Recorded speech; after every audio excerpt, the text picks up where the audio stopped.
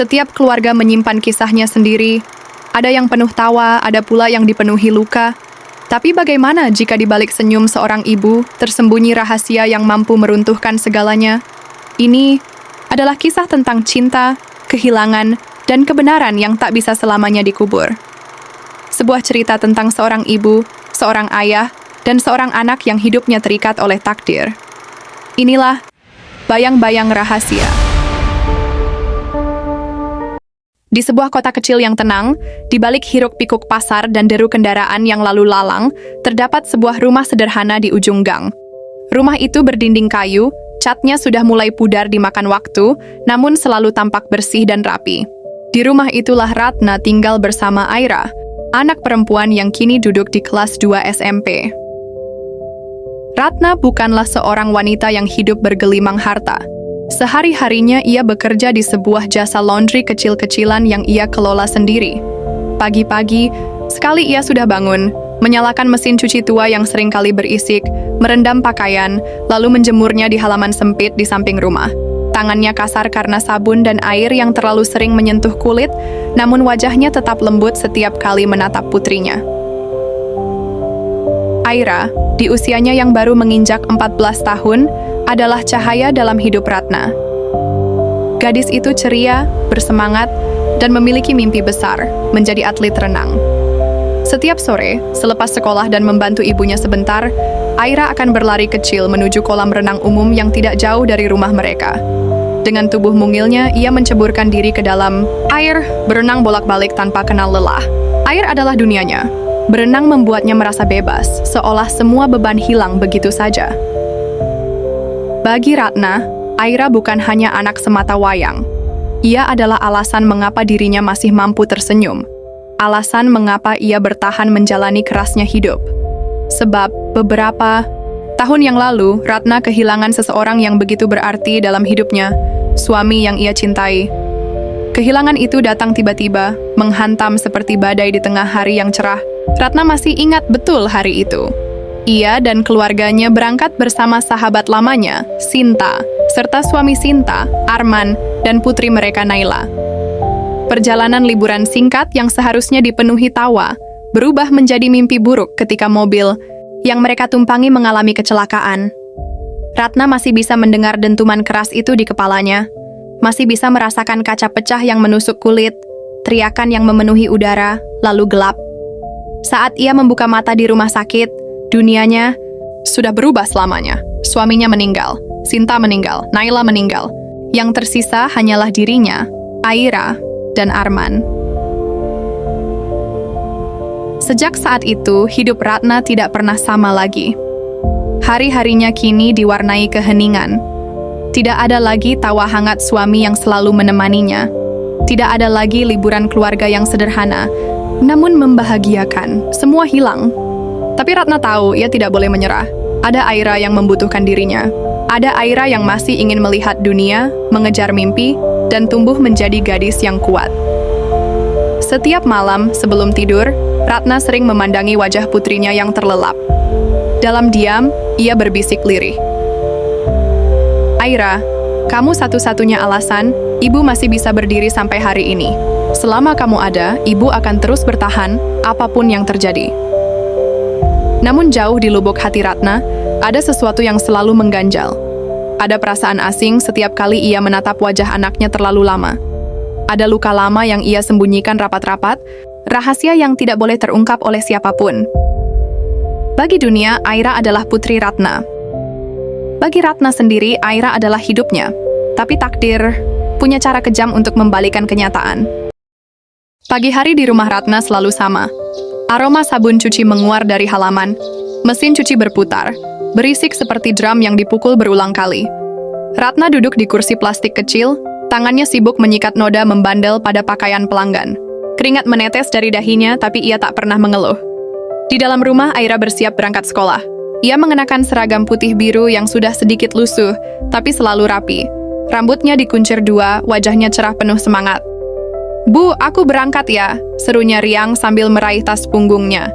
Ratna menoleh, tersenyum. "Hati-hati, di jalan nak, jangan lupa langsung pulang kalau sudah selesai." Aira mengangguk lalu berlari kecil keluar rumah. Suaranya menggaung di gang kecil itu, membawa sedikit kehangatan bagi Ratna yang masih duduk menekuni pekerjaannya. Siang hari, saat matahari terik, Ratna biasanya mengambil waktu sejenak untuk duduk di teras, menyeruput segelas teh hangat.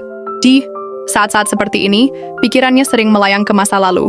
Masa di mana suaminya masih hidup, di mana hidup terasa lebih ringan.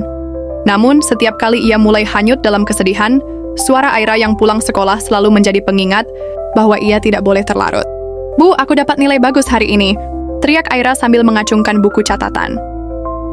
Ratna menyambutnya dengan bangga. Pintarnya anak ibu. Mereka lalu makan siang bersama dengan menu sederhana. Sayur bening, tempe goreng, dan sambal. Makanan yang mungkin terlihat biasa bagi orang lain, tapi bagi Ratna dan Aira itu adalah kebahagiaan. Sore hari, saat pekerjaan laundry mereda, Aira akan pamit pergi ke kolam renang. Ratna biasanya menemaninya duduk di bangku pinggir kolam, sambil membawa setumpuk pakaian untuk dilipat. Matanya selalu mengikuti gerak Aira yang berenang lincah, bolak-balik tanpa kenal lelah. "Bu, lihat, aku bisa lebih cepat sekarang," teriak Aira dari dalam air. Ratna tersenyum sambil melambai. "Bagus sekali, nak. Terus semangat." Di kolam renang itu, Ratna menemukan kebahagiaan kecil. Melihat anaknya tertawa, bermain air, bercita-cita menjadi atlet, membuat segala rasa lelahnya hilang. Meski ia tahu untuk membiayai les renang atau perlombaan, itu bukan hal yang mudah. Namun, Ratna selalu berkata pada dirinya sendiri, "Selama aku bisa bekerja, aku akan mendukung Aira. Dia harus bisa menggapai mimpinya meski aku harus mengorbankan banyak hal." Tapi di balik senyuman Ratna ada satu hal yang tak pernah hilang, rasa takut. Takut kehilangan Aira. Takut rahasia yang ia simpan rapat-rapat terbongkar suatu hari nanti. Dan ketakutan itu semakin kuat setiap kali ia tanpa sengaja berpapasan dengan Arman, suami sahabatnya yang juga selamat dari kecelakaan. Tatapan mata Arman selalu tajam, dingin, dan penuh amarah yang terpendam. Ratna tahu, suatu saat nanti, sesuatu akan terjadi. Ia hanya tidak tahu kapan. Malam itu hujan turun deras. Ratna terjaga di kamarnya, menatap langit-langit rumah yang bocor di sudutnya. Tetesan air jatuh pelan, menimbulkan suara yang monoton, membuat pikirannya kembali ke masa lalu, ke hari yang selalu ingin ia lupakan, tapi justru tak pernah bisa. Hari itu seharusnya menjadi hari bahagia. Ratna, suaminya, dan Aira, bersama Sinta, Arman, dan Naila, pergi berlibur ke pantai. Dua keluarga yang sudah bersahabat sejak lama ingin menghabiskan waktu bersama. Tawa, mereka memenuhi mobil saat perjalanan dimulai. Anak-anak berceloteh di kursi belakang, sementara orang dewasa bercerita tentang rencana di masa depan. Namun, semua berubah dalam sekejap. Di tengah perjalanan, sebuah truk besar melaju kencang dari arah berlawanan. Hujan membuat jalan licin. Suaminya yang menyetir berusaha menghindar, tapi terlambat. Dentuman keras mengguncang mobil mereka. Kaca pecah, logam beradu, jeritan memenuhi udara. Ratna hanya ingat tubuhnya terlempar, kepalanya membentur sesuatu, lalu gelap. Ketika ia membuka mata di rumah sakit, pandangannya buram. Ia mendengar tangisan, mendengar suara orang menyebut-nyebut nama suaminya. Tapi suaminya tak pernah lagi muncul. Sinta juga pergi, Naila pun sama. Yang tersisa hanya Ratna, Aira, dan Arman. Sejak hari itu, Ratna merasa hidupnya berhenti di satu titik. Kehilangan suaminya bukan hanya kehilangan pasangan hidup, tapi juga hilangnya separuh jiwanya. Kehilangan sahabat yang sudah ia anggap saudara membuat hatinya hancur berkeping-keping. Dan setiap kali melihat Arman, ia merasa dihantui rasa bersalah, entah mengapa. Arman kehilangan segalanya, tapi Ratna masih memiliki Aira. Dan disitulah semua perasaan campur aduk mulai tumbuh, rasa syukur, rasa takut, sekaligus rasa bersalah.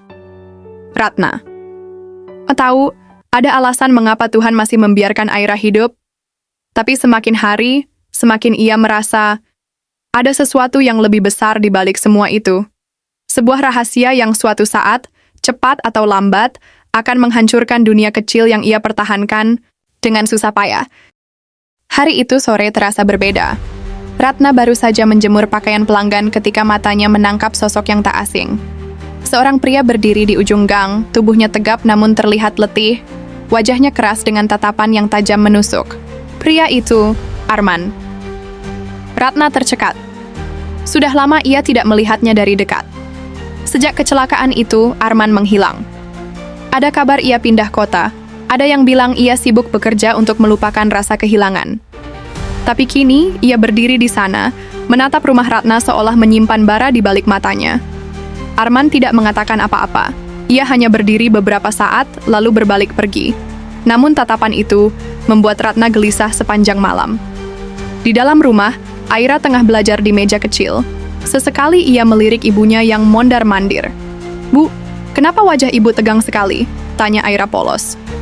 Ratna mencoba tersenyum. "Tidak apa-apa, Nak. Ibu cuma kepikiran cucian yang belum kering." Jawaban itu bohong.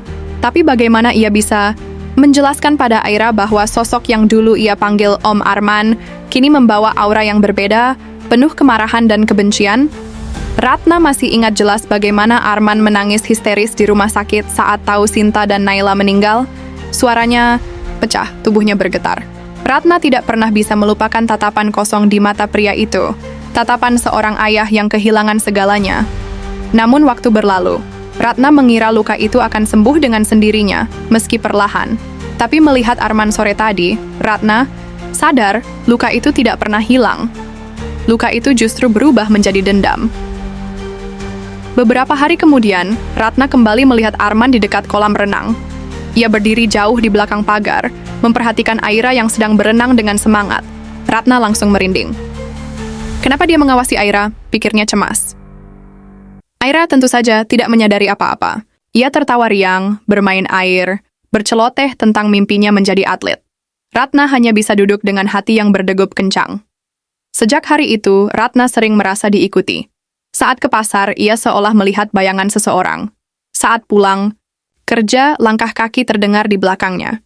Namun setiap ia menoleh, tak ada siapapun di sana.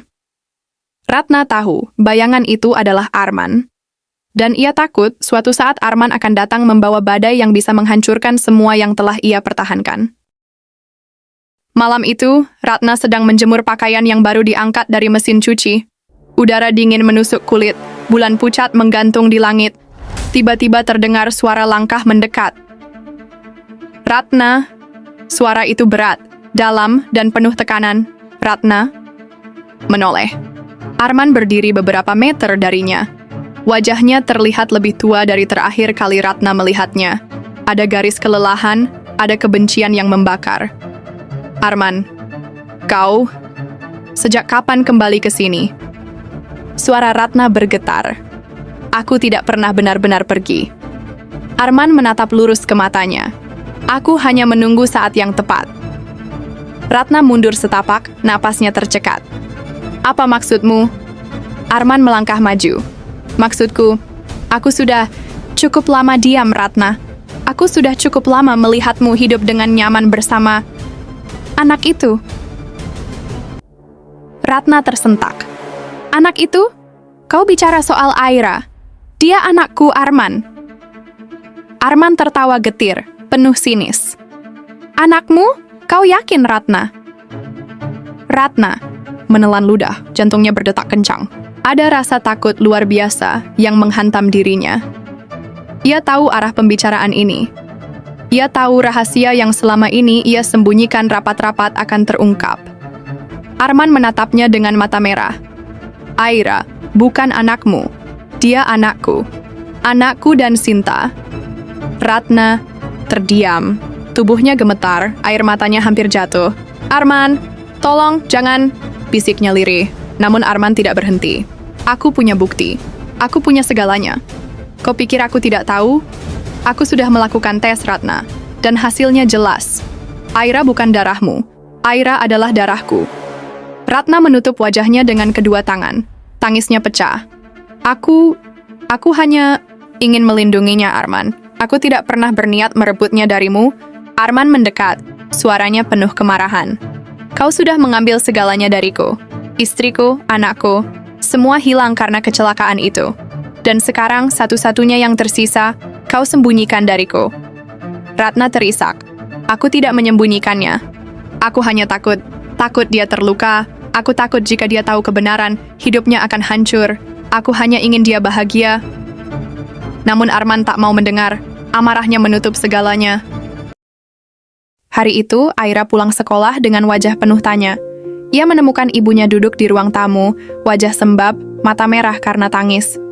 Di depannya, Arman berdiri dengan ekspresi kaku, seakan menahan badai di dalam dadanya. "Bu, ada apa?" tanya Aira pelan. Ratna terdiam. Ia menatap Aira, lalu menatap Arman. Dunia seakan berhenti berputar. Arman menarik napas dalam, lalu berkata dengan suara berat. "Aira, dengarkan aku baik-baik. Kau bukan anak Ratna. Kau anakku, anak dari aku dan ibumu, Sinta." Aira tertegun. Kata-kata itu menusuk telinganya, menghancurkan segala yang ia yakini selama ini. Ia menatap ibunya dengan mata melebar. "Bu, apa maksudnya ini?" Ratna meneteskan air mata. Suaranya pecah. "Nak, maafkan ibu, maafkan ibu. Ibu hanya ingin melindungimu. Ibu takut kalau kau tahu kebenaran ini, kau akan membenciku. Tapi percayalah, nak, darah kita boleh berbeda, tapi cinta ibu padamu lebih besar dari apapun." Aira mundur beberapa langkah. Hatinya kacau. Ia tidak tahu harus percaya siapa. "Jadi, selama ini aku hidup dalam kebohongan?" "Tidak, nak. Bukan begitu." Ratna berusaha mendekat, tapi Aira menepis. Arman menatap gadis itu penuh emosi.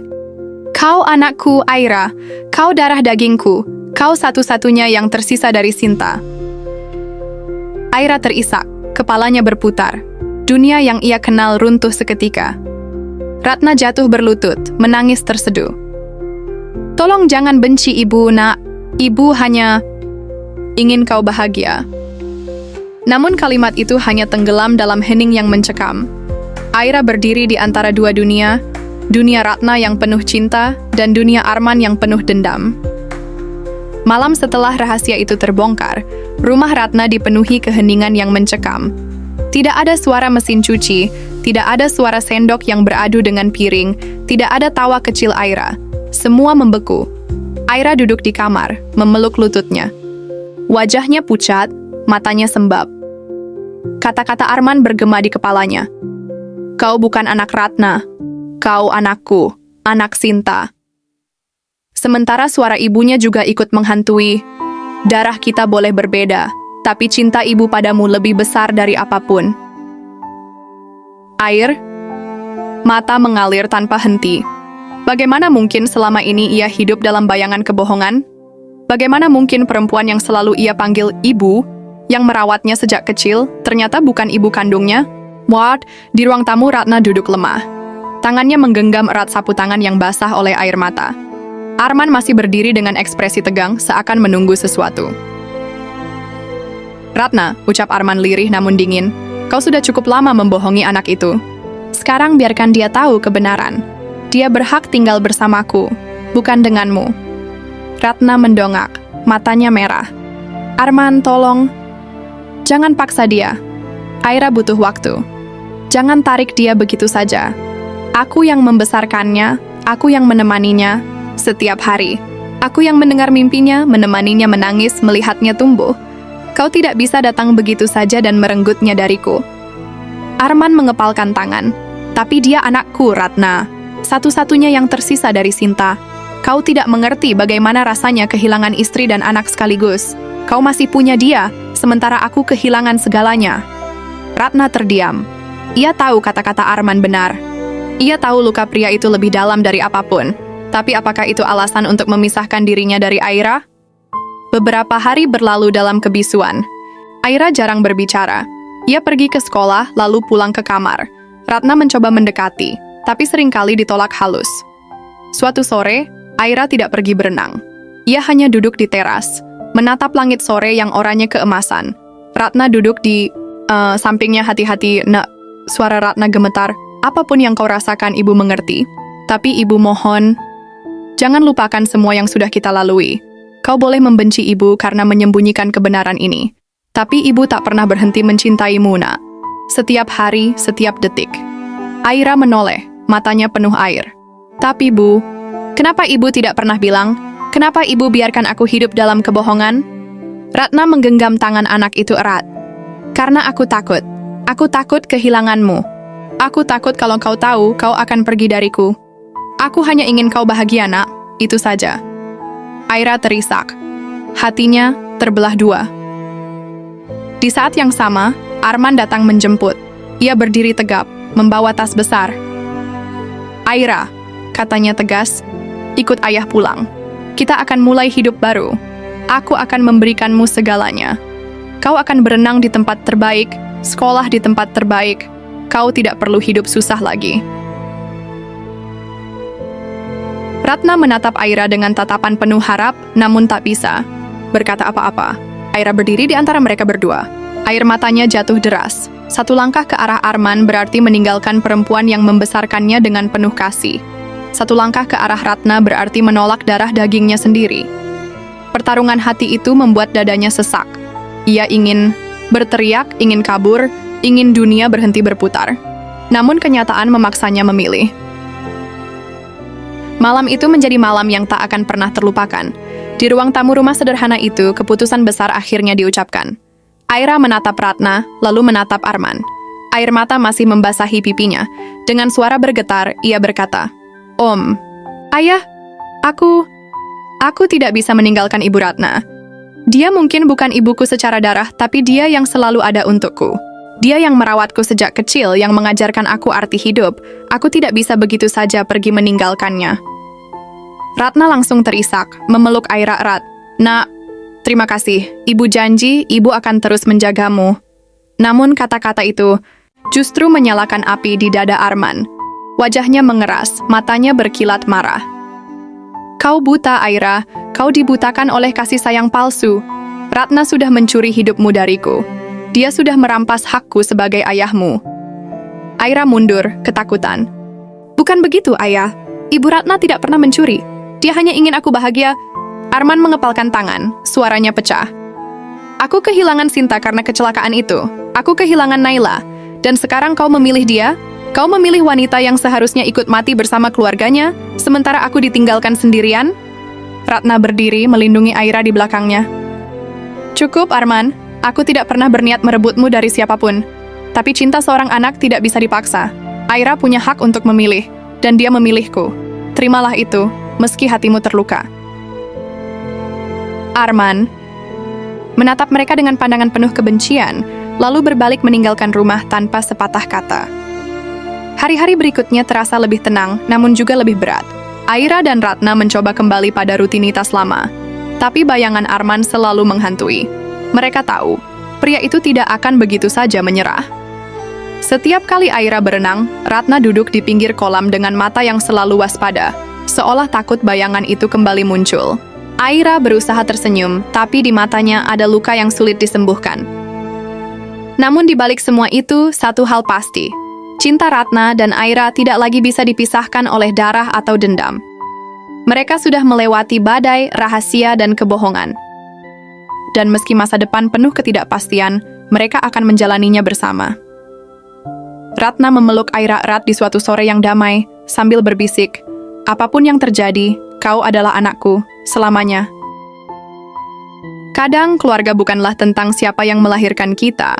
Kadang keluarga adalah tentang siapa yang rela berkorban, siapa yang bertahan, dan siapa yang selalu ada meski dunia runtuh. Ratna bukanlah ibu kandung Aira, tapi di hati Aira tak ada seorang pun yang bisa menggantikan sosok itu. Namun di balik ketenangan ada bayangan yang belum hilang. Arman masih ada di luar sana, dan dendam tidak pernah benar-benar padam.